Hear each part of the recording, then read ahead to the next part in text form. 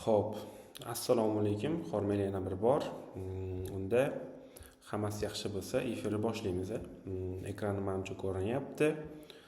Hozir sizlar bilan ko'rib chiqadigan mavzumiz 2026-yilda 150-200% gacha mavjud o'sishi mumkin bo'lgan kompaniya. Shu kompaniyani ko'rib chiqamiz. Ya'ni bu kompaniya Oracle kompaniyasi. Oracle kompaniyasi AI serverlari uchun ma'lumotlar markazi infratuzilmasi xizmati bilan ishlaydi va Nvidia kompaniyasini to'g'ridan-to'g'ri asosiy hamkorlaridan bittasi. Bozor kapitallashuvi bu kompaniyada shu 600 milliard dollar atrofida edi. Hozir ancha tushgan ekan. 452 milliard dollarlik kompaniya ekan bu kompaniyamiz. Mana bu kompaniya nimaga qiziqtirdi? Xo'p, bu kompaniyani qiziqtirishiga sabab, masalan, endi mana noldan obzor qilib beraylik. 2-3 xil sabablarni ko'rsataman. Meni qiziqtirishiga sabab bu kompaniyani birinchi o'rinda halolligi, ikkinchi o'rinda bu kompaniya software biznes bo'lganligi, ya'ni misol uchun software biznes degani nima? Hardware biznes bor, software bor. Bularning farqi nimada? Misol uchun Tesla Apple bular hardware biznes, ya'ni nimadir ishlab chiqaradi va shuni ustiga pul qo'yib sotadi. Software biznesda bo'lsa, ko'proq tipa onlayn formatda rasxodlari kam, kompaniya daromadlari ko'proq formatda bo'ladi. Aynan Oracle kompaniyasi shu biznes turiga kiradi. Va bu yerda oladigan asosiy daromadi bulutlar, ya'ni bu mikrocloud sistemasi, saqlash sistemasi. Xizmatlardan 9% daromad oladi, uskunalardan 5% daromad oladi. 85% prosta clouddan keladi. Va bu kompaniyani moliyaviy ko'rsatkichlarni ko'rsatmasligi bu chiroyli holatda, to'g'ri, ideal emas, lekin chiroyli holatda. Va bu kompaniya shu moliyaviy hisobotlarni ham ko'p holatda yaxshi topshirib keladi va kattaroq oborotga ega bo'lgan kompaniya. Mana kompaniyani shu holatini ko'rishingiz mumkin. So'nggi 1,5-2 yilda yaxshi daromad qilib kelayotgan kompaniya. Bunga e'tibor berishingiz kerak. Agar kompaniya yaxshi daromad qilmayotgan bo'lsa, demak u kompaniya nosog'lom kompaniya va buni dividendlari ham bor. To'g'ri, kam, lekin yo'qdan ko'ra bor kompaniya. Ya'ni dividendlari bor yo'qdan ko'ra. Hozirgi kelayotgan dividend sanasi ham 9-aprel ekan.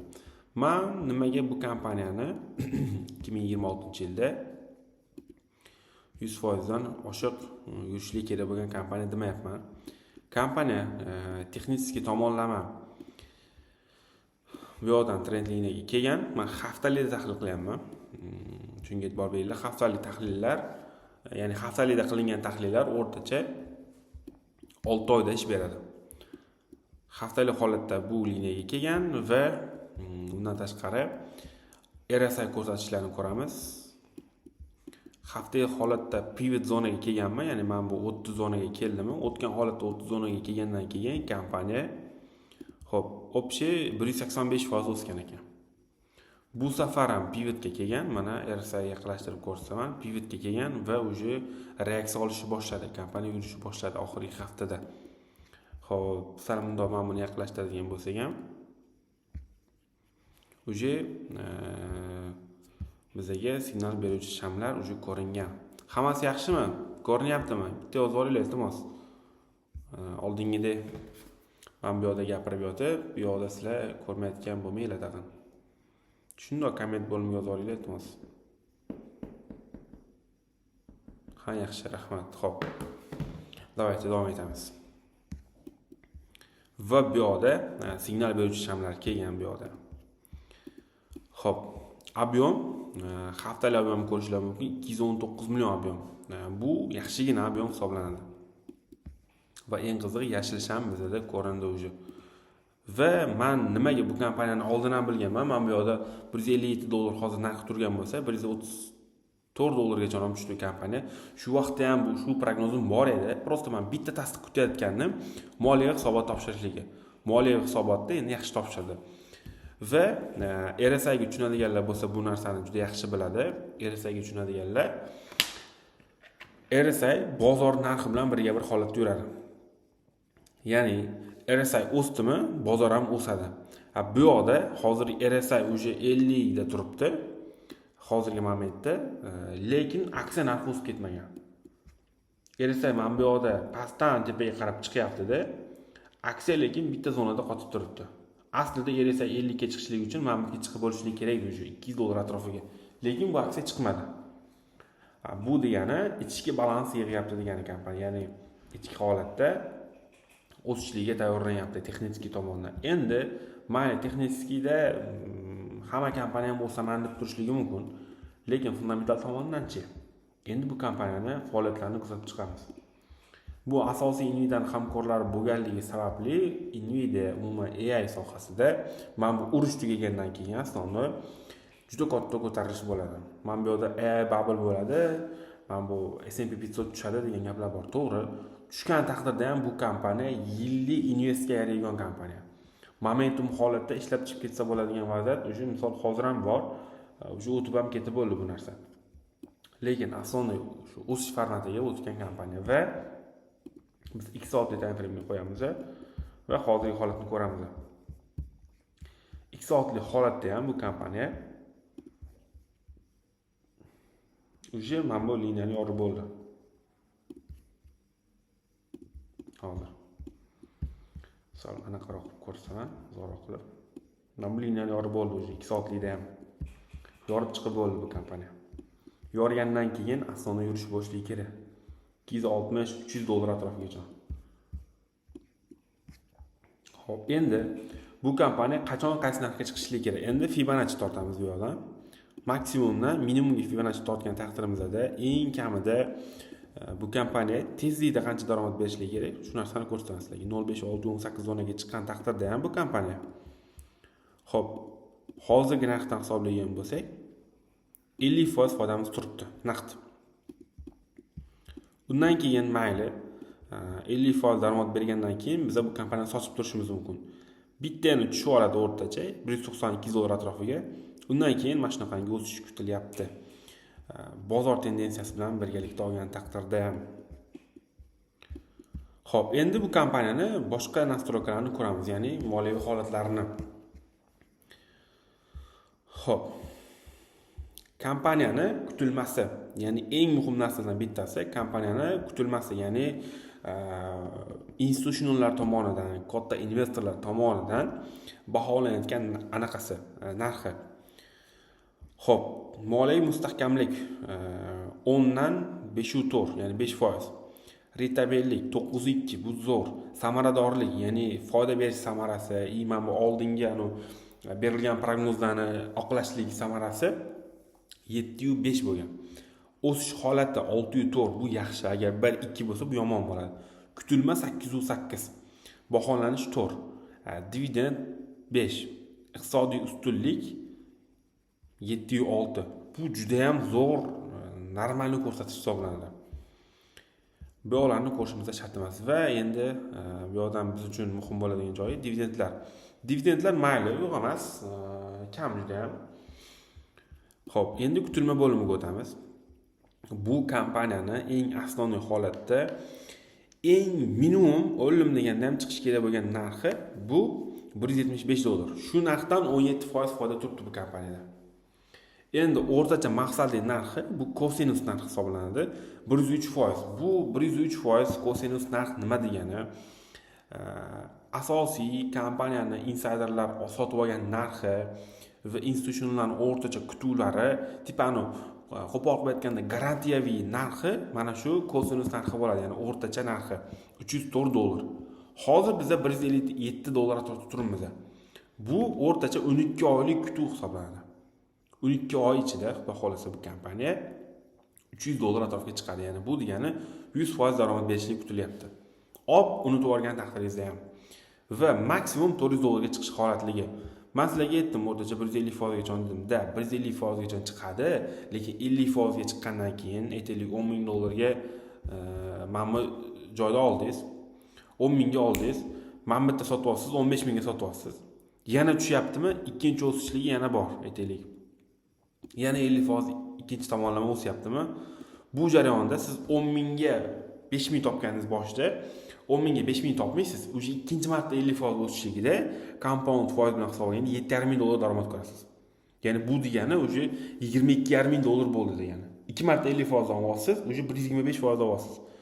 Endi bu yoqdan siz 22.500 dollardan yana 50% olyapsizmi? O'sha plyus 200% bo'lib ketib bo'ldi. O'sha 30 mingga ham o'tib ketib bo'ladi.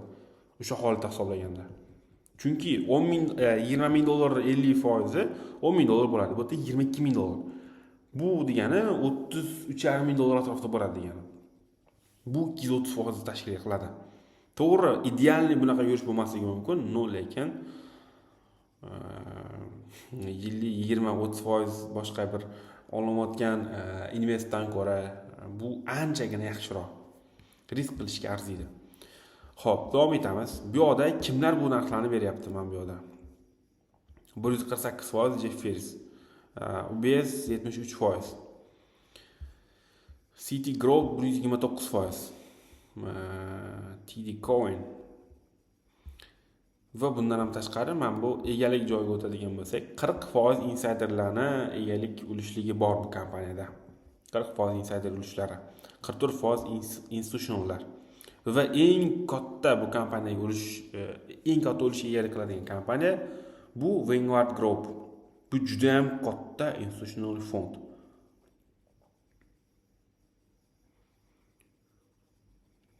Xo'p, bu yoqda BlackRock bor. 5% o'sishiga egalik qiladi. 170 million aksiyasi bor. Ya'ni bu degani 26 milliard dollar kompaniya ishonib topshirgan. Shu kompaniyaga. Mana shu nastroykalarni o'zi yetadi bizga. Xo'p, endi qiziqib chiqishlar mumkin. Bilan dalshi. Endi bu kompaniyani asnosida kichik yangiliklarga o'tamiz. Oracle kompaniyasi.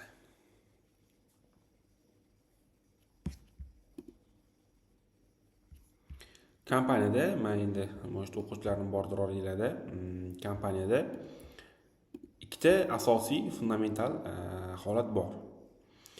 Birinchisi, asosiy fundament Oracle o'zini raqobatdoshlarining ichida eng nomeradilardan bittasi. Va eng qizig'i Nvidia'ni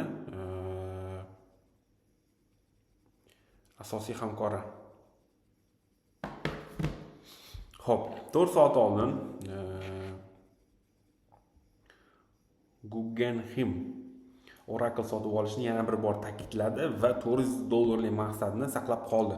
Ya'ni $400 ga chiqishini kutyapti. Citigroup bir kun oldin xaridni davom ettirdi, ya'ni shu sotib oldi. Citigroup institutional bu va $320 gacha oshirdi kutuv narxini. $320 100% oshiq degani. Oracle butun dunyo bo'ylab sun'iy intellektga asoslangan o'rnatilgan savdo moliyalashtirish ilovalarini nimadir yetakchisi deb topildi. Zo'r. Mana shu yangiliklarni o'zi yetadi menimcha. Endi vaqt cho'zib yubormaymiz. Bu yog'ini yana bir qiziqib tanishib chiqsanglar bo'ladi. Xo'p. Va bu yoqda kollaboratsiyalar eng muhimi Oracle, Nvidia, AMD, Microsoft. Yaxshi yangilik bo'ladimi, yomon yangilik bo'ladimi, farqi yo'q. Muhimi kollaboratsiya bor bu yoqda. Boshqa narsaga e'tibor beringlar. Xo'p, endi bu kompaniyani Oracle'da ko'ramiz. Bu yoqdagi nastroykalarni. Xo'p, Mamutga Oracle deb yozaman men. Mana qanaqangi anaqamga to'g'ri keladi. Men qo'yayotgan talablarga anaqangi darajada to'g'ri keladi. Endi men o'zimning kameramni teparoq o'tkazib qo'yaman. Xo'p, Oracle birinchi o'rinda market cap mega $200 million dan oshiq eng ishonchli kompaniyalar $200 million dan oshiq kapitali. Xo'p, bu yoqdan Analyst Recon, xohlasam Strong Buy, xohlasam Buy on Better. Bu talabimni ham bajaradi Oracle. Xo'p, salomlik iloji joyingizga ishga tashakkur qilamiz. Bo'ldi, men zapis qilib YouTube'ga joylayman. Hurmat Ayobxon aka. Undan tashqari, mayli price unutib qo'yaylik. Insider ownership 10% oshiqqa tushadi. Eng qizig'i 60 dan pastga tushadi. Ya'ni o'sib ketmagan kompaniyaga tushadi. Target price 50% oshqor tushadi. Institutional ownership bu yoqda 40% oshqor tushadimikan? 40% oshqor tushadi. Bu juda zo'r. Mayli, qolganini unutib qo'yamiz. Eng asosiy xo'p, bir 15 minutlardan keyin ko'ramiz Ulug'bek aka boshqa tahlillarni. Mana asosiy zapisni o'chirganimizdan keyin. Eng asosiy meni bir kutayotgan kutuvlarim.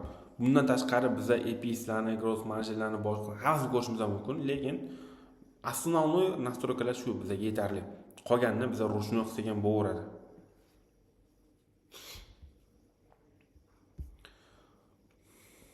Xo'p, endi kompaniyani ichki holatdan ko'ramiz. Bu yoqda asosiy bir chiroyli holatda aniq ketayotganda, xo'p, ko'ramiz ekanmiz. Downtrend ketayotganda, lekin downtrendni o'sha momentdan liniya bilan yorib chiqdi. Xo'p, short float Bru 84. Bru 84 bu short hozircha vaqtida qilinmayapti degani. Только buy bo'lyapti degani. Menimcha yetarli, shu hozirgi bergan ma'lumotlarim yaxshi tahlil tushunadigan insonlar uchun. Bu kompaniyani men o'zim sotib olganman. Faqat $150 dan emas, sal qimmatroq narxdan sotib olganman. Shu kunlarda bu kompaniyani qayta kirish qilaman. Yana ozgincha tushishini kutyapman. Hozir 157 bo'ladigan bo'lsa, ozgincha yana tushishini kutyapman. Bundan ham sal pastroq tushishini. Ozgincha pastga tushgan vaqtda men xarid qilishni boshlayman bu kompaniyani. Hozir ham bitta shotda 4 minglik bor, bitta shotda 2 minglik bor, bittasi minglik bor, yana bittasi minglik bor. Hozirgi holatda ham yomon emas. Misol men $195 dan olgan taqdirimda ham men aytgan kutuvlarim bo'yicha 195 dan hisoblaymiz. Men bemalol ola olaman shu 50, 70, 100% foydamni. No, lekin yana men olgan narxim pastroq tushiradigan bo'lsam, men oladigan foydam kattalashadi. Shunaqa. Xo'p, endi men bu yoqqa qaytaman. Shu Telegramga qaytaman. Savollar bilan sizlar bilan gaplashamiz. Xo'p, bu kompaniyaning tahlili bo'yicha sizlarda qanaqangi savollar bor? Qanaqangi joyini men tushuntirib o'tmadim sizlarga. Shunaqa, aslida mana shu Oracle bo'yicha gaplashaylik, undan keyin boshqa kompaniyalarni ham ko'rishligimiz mumkin. Va aytganimda, aktiv bo'ladigan bo'lsa, qiziquvchilar bo'ladigan bo'lsa, bundan tashqari yana bitta kompaniyalar bor, fundamental baquvvat. Bunchalik 2%, 150% olish qiyin bo'lsa ham 50, 60, 100% foydani bemalol olish mumkin bo'lgan kompaniyalarni men ko'rsatib beraman sizlarga. Xohlasanglar, mana mikrofonni bosinglar, men golsinglarni ochaman. Xohlasanglar, komment yozinglar. Gapirmoqchilar bemalol mikrofon yoqib so'ranglar. Men bu yerdan do'stib beraman.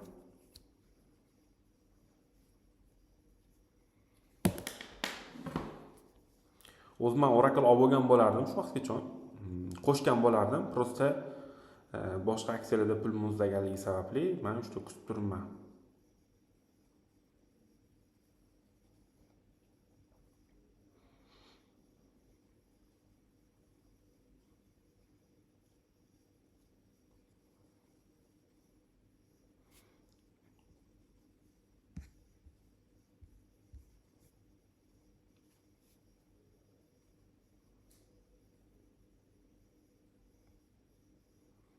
Xo'p, savollar bormi?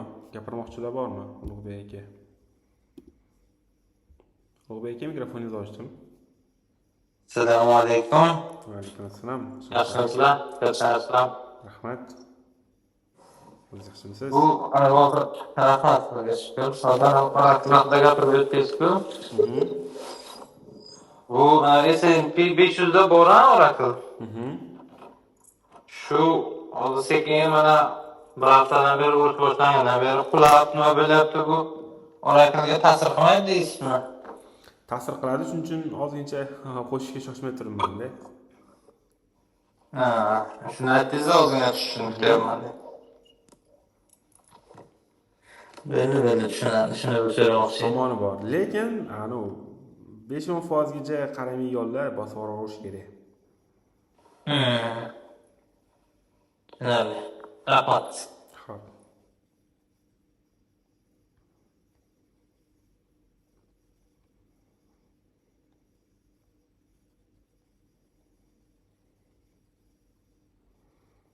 Xo'p, yana kimda savol bor? Kimda nimadir gapi bormi?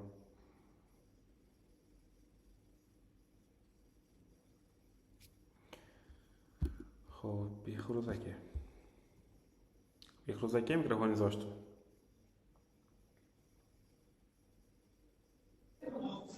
Alo, assalomu alaykum. Rasulbek, Yaxshimisiz? yaxshimisiz? Yaxshimisiz aka? Rahmat, alhamdulillah, zo'r aka. Ishlarga rivoj aka. Boshing aka, xudo xohlasa, nasib qilsa, borib o'qish niyat bor, asta tayyorlanib, kasallik yuribsiz, xudo xohlasa, nasib qilsa inshaalloh. Rahmat.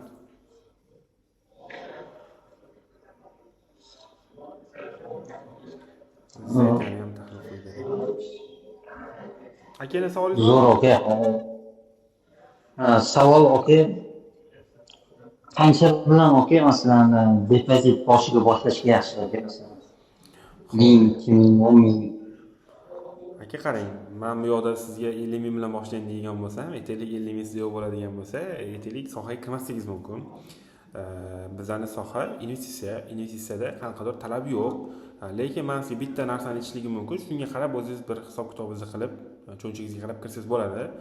Bu yoqqa kirganingizdan keyin hech qachon siz $100 plyusi, $1000, $10,000 qora olmaysiz bitada. Bu yoqdan o'rtacha oylik 5-10% atrofida daromad olishingiz mumkin. Shunda ham har oy 5%, 10% dan emas. Bir oy 20%, bir oy 5%, bir oy 3%.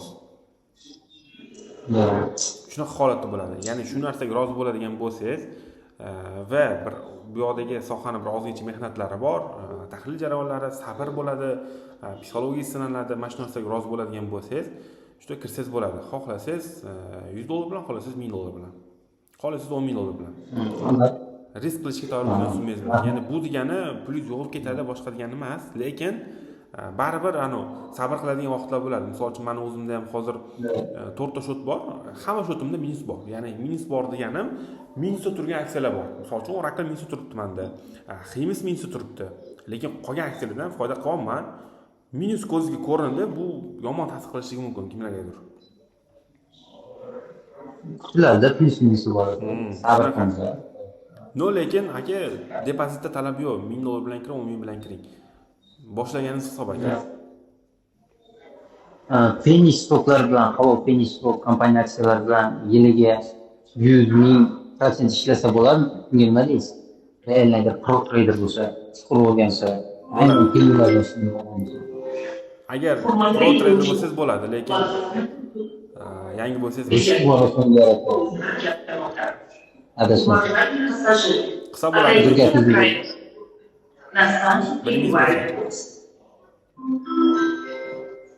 Alo.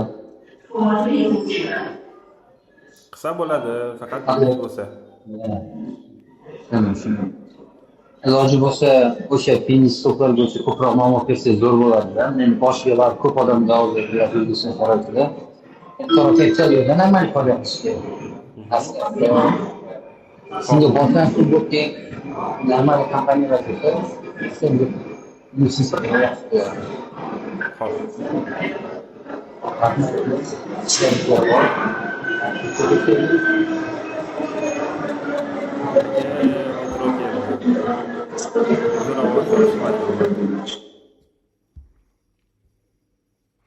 Xo'p, yana kimda savollar bor akalar?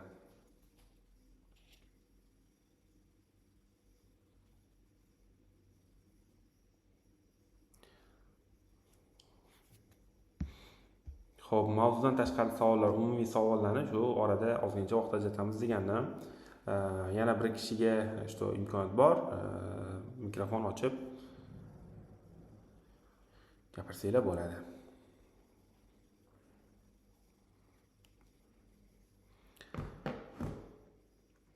Xo'p, keyin kompaniyalarmi?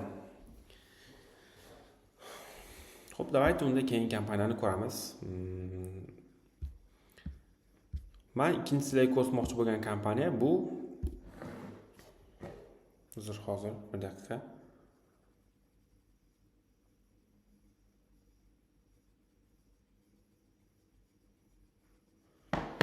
Keyingi kompaniya bu MicroStrategy kompaniyasi. Bitcoin'ning asosiy holderlaridan bittasi. Hozir men buni ham texnik, fundamental hamma nastroykalarni aytib o'taman. Xavflari ham bor, buni ham aytib o'taman. MicroStrategy kompaniyasi bu Bitcoinning asosiy holderlaridan. Buni основатели Michael Saylor degan brat. Endi shunaqada, men Shevada gapiraman. Michael Saylorni основной faoliyati bu MicroStrategy kompaniyasi. MicroStrategy kompaniyasi oldin основной aniq bilmayman, shu qanaqangi biznes bilan boshlagan, lekin bu yoqda hozirgi oxirgi 5 yildagi asosiy faoliyati va asosiy daromad ko'radigan yo'nalishi bu Bitcoin orqali bo'lgan, ya'ni umuman olganda mining orqali. Xo'p, bu yoqda men sizlarga ko'rsataman. Necha foiz daromad berish kerak, buni ham hozir texnik tahlil ko'rib chiqamiz. Xo'p, MicroStrategy sho'ba korxonalari bilan birgalikda Qo'shma Shtatlar, ya'ni Amerika, Yevropa, Yaqin Sharq va Afrika xalqaro miqyosda Bitcoin xazinachilik kompaniyasi sifatida faoliyat yuritadi. Ya'ni Bitcoin xazinachilik degani bu yerda Bitcoin saqlovchi degan ma'noni beryapti bu yerda. Va bu yoqda 100% dasturiy ta'minot bilan daromad oladi deyapti. Lekin asosiy daromadi bu yoqda Bitcoin narxi oshligidan. Yaqinda ham Michael Saylor $1,5 milliard Bitcoin xarid qildi. Bu narsani shu o'quvchilarning guruhiga tashlagandim. Va bu kompaniyani bu yoqdagi ballarni ko'radigan bo'lsak, umumiy balli moliyaviy mustahkamlik 7-6%. Chunki kompaniyada yaxshigina bo'sh turgan pullar, kompaniyaning anaqalari, misol uchun imkoniyatlari kengroq. Rentabillik 208, samaradorlik 2, o'sish 2-3, chunki oxirgi почти 1 yilda tushyapti kompaniya. Kutilma to'g'ri-to'g'ri. Dividend 1, iqtisodiy ustunlik 6. Bu yog'i yomon, lekin bitta asosiy anaqasi buni fichkasi bu Bitcoin bilan birga ergashishligi. Bu norasmiy tasdiqlangan ma'lumot, ya'ni Bitcoin bilan birgalikda bu kompaniya yuradi. Bitcoin 10% o'sadigan bo'lsa, bu kompaniya o'rtacha 1,5-2 multiplikator asosida yuradi. Bu degani Bitcoin 10% o'sadigan bo'lsa, bu 15%, может 20% gacha o'sadi degani. Tushuntira olaman. Bitcoin narxi bilan o'rtacha bu 1,5-2 multiplikator asosida yuradi. Bitcoin hozirgi holatidan, hozir men sizlarga Bitcoin ko'rsataman. Hozirgi holatidan hisoblaganda ba'zi bir tikka zonalarni olgandan keyin mana ba'zi bir zonalarni olgandan keyin shu o'sishlik kutilyapti yaxshigina. Bunda ham asosiy fishkasi xo'p. Mana bu jarayonda haftalikda RSI pastki 30 zonaga kelgan. Oldingi 30 zonaga kelgandan keyin общий Bitcoin 700% yurgan. Mayli, birinchi pivotini hisoblaymiz. Birinchi pivoti 350%. Endi hisoblab ko'ring, agar Bitcoin aytaylik 100% yuradigan bo'lsa, 150% kam yuryapti, MicroStrategy yuryapti. Xo'p, bu yoqda hozir yana o'sha 26 da turibdi RSI haftalikda. Bu yana aytaylik $200,000 chiqadigan bo'lsa, salkam 200% yuradigan bo'lsa, Bitcoin hozirgi narxdan 69,000, $70,000 71,000 hozir uzr. Shuncha yuradigan bo'lsa, Bitcoin tasavvur qiling, anaqa MicroStrategy o'rtacha eng minimum 1 multiplikator bo'lganda 200% yuradi. 1,5-2 yurgan taqdirda 300-400% gacha yurish kutiladi. Moliyaviy holatni ko'rdingiz, fundamentalni ko'rdingiz. U yog'i yaxshi emas, lekin Bitcoin yursa yuradi bu kompaniya. Va Bitcoinda shu shans bor. Faqat Bitcoinda bitta no tomoni bor hozirgi holatda. Yana ozgincha tushishligiga возможность bor. Hammasini o'chirib tashlayman hozir men sizlarga. Mana. Yana bitta shu shans bor. Bunda mana bu pastga kelishligiga. $50,000 bitta Bitcoin kelib ketishi mumkin. Bu degani MicroStrategy $100 atrofidan razvod qilishligi mumkin. Mana shu xavf bor. Lekin aktivni trade qilishga juda ham zo'r kompaniya. Savollar kelib qolmadimi? Aktivni trade qilishligiga juda ham yaxshi imkon. Xo'p. Bunda shunaqa gaplar. Va bunda ham shu imkoniyatlar turibdi bu kompaniyada. Va RSI holatni ko'radigan bo'lsak, bunda ham 53 bo'lgan, lekin kompaniya unchalik zo'r o'sib ketmagan hali. Shundoq ham mana bu 103 dollarga tushib chiqdi bu kompaniya, lekin boshqa tomonlari ham bor.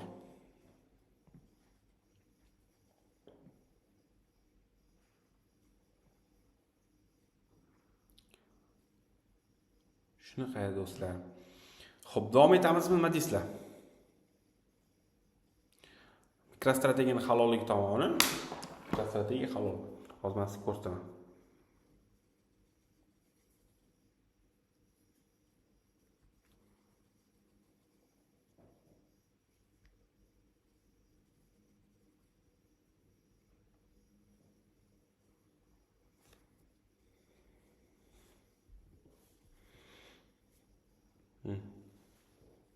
Halol.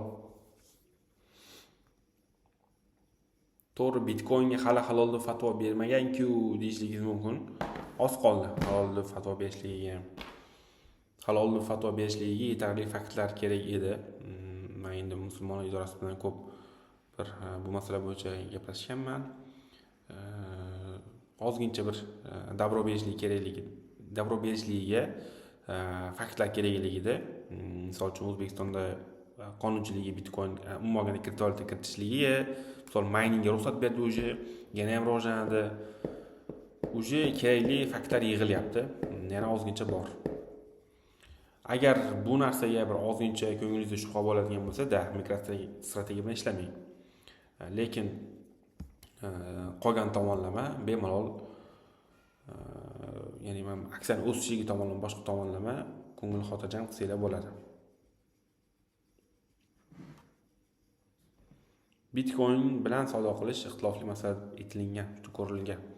Oxirgi xulosa shu bo'lgan. Xo'p.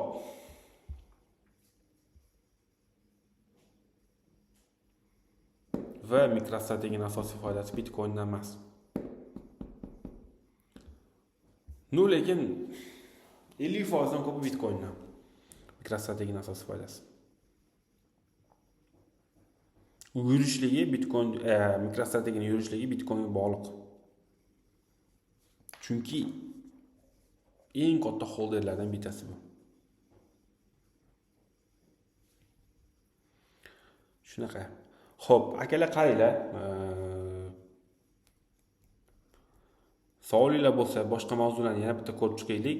Mana shunda ham aktyorroq bo'ladigan bo'lsanglar, shu davom ettiramiz. Men 3-kompaniyani ko'rsataman. Если efirga yakunlaymiz, men efirni sizlarga taqdim qilaman.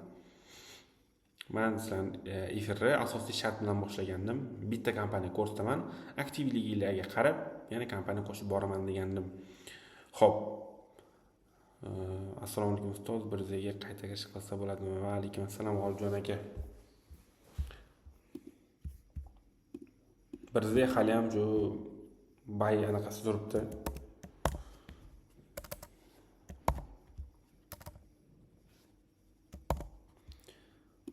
Bunda hali yomon yangilik chiqmagan. O'zi yurishligi boshlagan. Kirish qilsangiz bo'ladi. Kutuv $30 o'rtacha. 28-30 dollar. Xo'p, nima qilamiz? Gapiradiganlar bormi? Ozgincha gaplashamizmi? Aktivligiga oshiramizmi yoki efir yakunlaymizmi?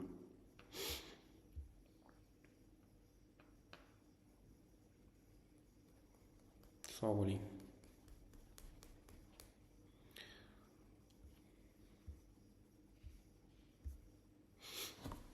Xo'p, menimcha bugun yetarli bo'pti.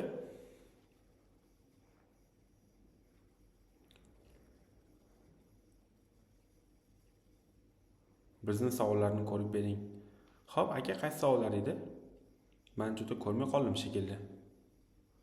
Ha, amaranka ko'rib bering. Xo'p.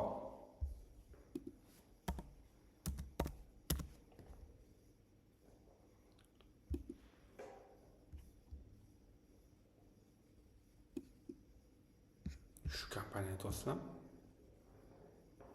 Amaranka.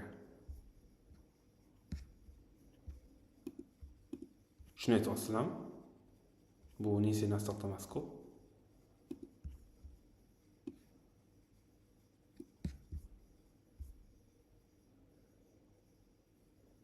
Manimcha bu emas, juda ulug'bek aka, qayerdan topib olasiz bu kompaniyani?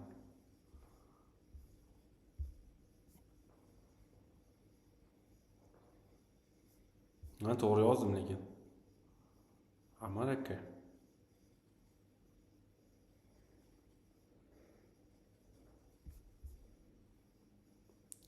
Ha, amma karra.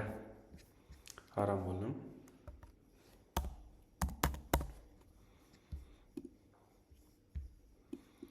Xo'p. Mana bunda juda idealniy vaziyat ekan. Nimaga? Aksiyani narxi tepada. Umuman olganda ketuv yaxshi. Aptarenda turibmiz hali ham. RSI tushgan, lekin aksiya narxi tepada. Bu degani kompaniya juda yaxshigina kuch yig'yapti degani. Katta balans bilan risk qilish kerak emas. To'g'risi hozir men bu kompaniyani halolligini tekshirib, fundamentini ko'rmayman. Faqat texnik fikr bildiraman, chunki Ulug'bek akani bilaman, fundamentini ko'rganman oldin. Kompaniyaga invest qilsa bo'ladi. RSI zo'r holatda 4 soatlik o'tadigan bo'lsak, uje bizda asosiy yurish boshlangan. Bemalol bu kompaniyada shu bor 15-20%. Mana 51 55 da 15% naqd ola olasiz bu kompaniyadan. Uje yurishi boshlab bo'lgan. Zo'r bu kompaniyaga fikrim ijobiy. Masatradan keyin hech qaysi kompaniyani ko'rmadik, chunki aktivlik bo'lib qoldi. Efir yakunlamoqchimiz.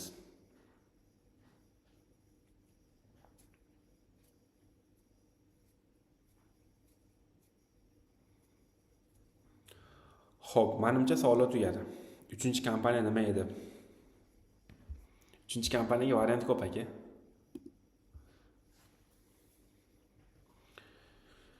3-kompaniya TM kompaniyasi.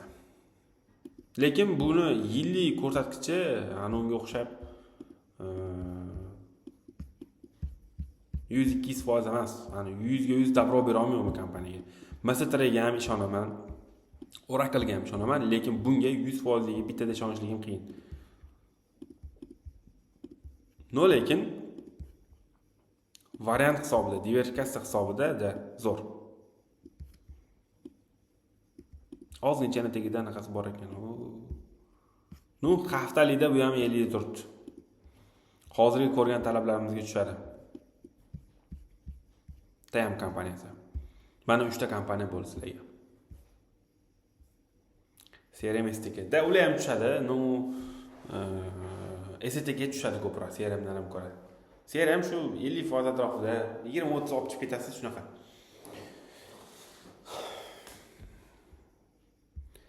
Menimcha akalar bugun yetarli bo'ldi. Men to'g'risi sekin kayfiyatim yo'qolish boshlayapti, chunki aktiv emaslar, doimgi o'zimizda akalar. Tez kunlarda yaxshigina PRlarni, yaxshigina aktivlikni kutib qolinglar Instagramda, chunki men to'g'risi yangi odamlar bo'lmasa, yangi savollar bo'lmasa zerikib qolaman. Auditoriyam ancha aktiv tushib ketgan. Bilmadim, shu kanalda, boshqa kanalda farqi yo'q. Xo'p, bo'lmasa akalar, sog' bo'linglar, salomat bo'linglar. Men oxirgi savollar uchun 1 daqiqa vaqt ajrataman. Undan keyin yakunlaymiz. Kimda nima savol qoldi? Xohlaysizlar mikrofonni yoqishni so'ranglar. Mikrofon yoqamiz. Kayfiyatni tushirmay ekan. Qarang aka, mening kayfiyatim nima uchun ochiladi? Men limit ko'rib bering.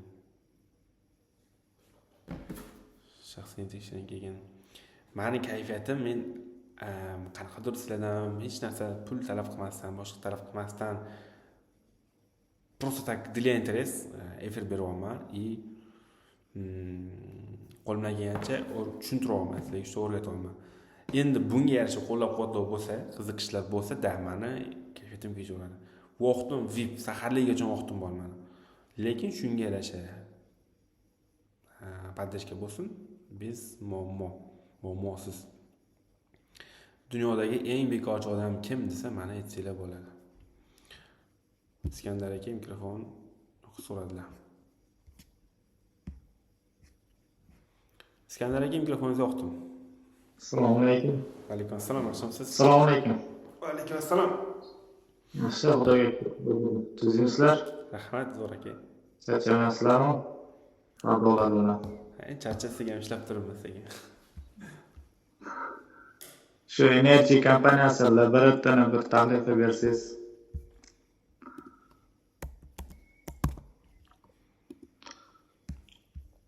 Laboratoriya. Maksimumga chiqib bo'pti-yu bu. Saylar qaytyapti-da endi. Bu yerda qarang aka, hozir men yana olguncha ko'rib olayda. Xo'p, men bu hozir asosiy shu ekanda.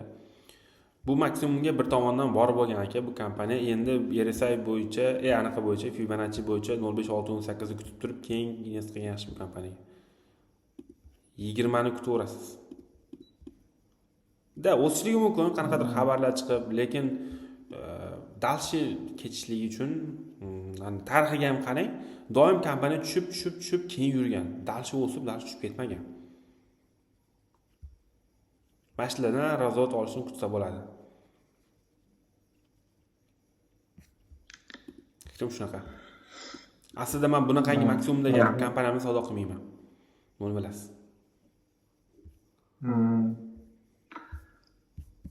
Rahmat. Xo'p, Limon. Keyingisi Limon Pharma. Penimidi bu? RSI nima qilib tashladinglar?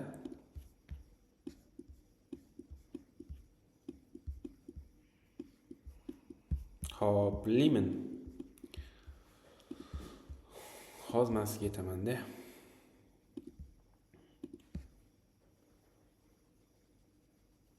$40 $48.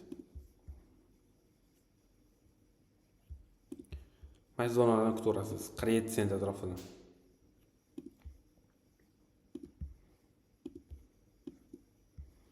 Bemalol kutaverasiz. 100% ekan. Sotib olish uchun ideal. Faqat yangiliklarni boshqani tekshirib oling. Zo'r, ideal turibdi. Uchadi bu. Stop loss qo'yadigan bo'lsangiz, mana buni tagiga qo'ying. Stop lossingiz 13% bo'lar ekan lekin. 1ga 8.5 reward, risk reward bilan kirsangiz bo'ladi. Xo'p, hissni ko'rib bering. Xo'p.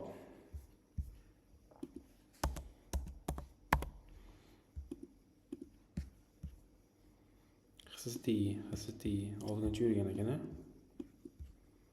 Split 2 marta o'tkazgan ekan menimcha. Xo'p, aka, bunda davom etishligi qiyinga o'xshab tuyulyapti.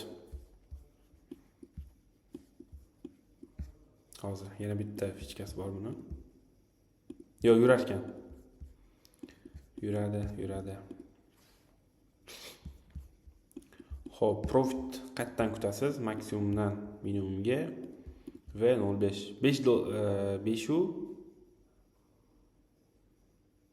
5.5 dollar kutsangiz bo'ladi aka. Hozirgi narxdan 5.5 100% bor bunda ham.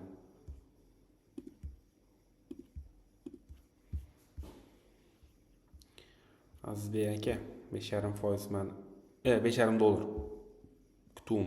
Lekin akalar tekshirib olinglar, ana halolligini boshqasini.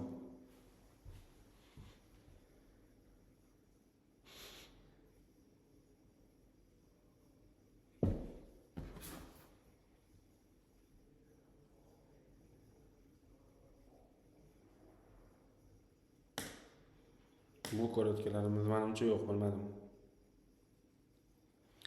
Rahmat, sog' bo'ling. Yana bormi?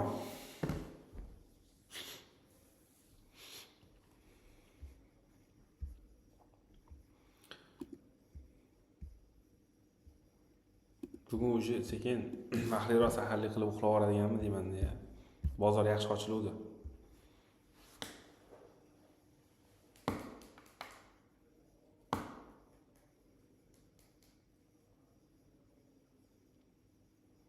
Endi to'g'risi aka, riskingizga bog'liq necha foiz balans bilan olgansiz bu narsani to'g'risi bilmayman. No, lekin limit o'sadi.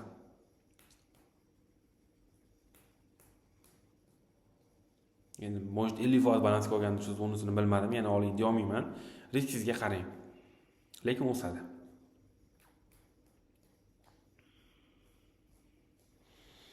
Xo'p. Tushunarli. Xo'p, unda men zapisni o'chiryapman. YouTube'ga joylanadigan joyini shu hozirdan yakunlaymiz. Sog' bo'linglar, salomat bo'linglar. Lekin zapis anaqa